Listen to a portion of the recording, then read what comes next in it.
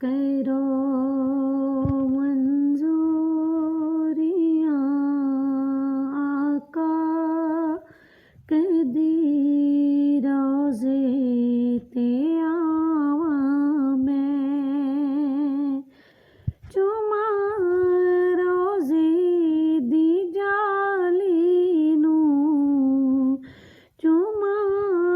روزے دی جالی نوں تے اکھیاں نال لاواں میں کرو منظوریاں آقا کدی روزے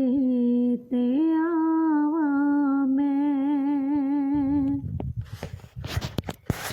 جنہاں گلیاں چوں لنگدے سو جنہاں گلیاں چوں لنگدے سو جیڑی راہواں تے ٹردے سو جیڑی غاراں تے امت لئی تسی دن رات روندے سو او غاراں ویکھیا وا میں او تھاواں میں کرو منظوریاں آقا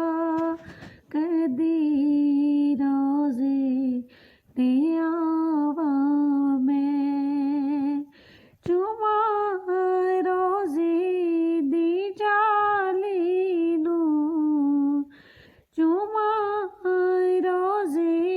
دی جالی نوں تے اکھیاں نال لاواں میں آمین سم آمین۔ اللہ پاک ہر کسی کو اپنے در پہ بلائے، اپنا روضہ رسول پاک دکھائے اور وہاں جانے کی توفیق عطا فرمائے۔ اگر نعت اچھی لگی ہو تو لائک کمنٹ شیئر ضرور کیجیے گا۔ ایک دو مصرع میں ایک اور نعت کا پڑھ دیتی ہوں کیونکہ یہ مجھے اتنی ہی آتی تھی۔ مدینے کو جانے والے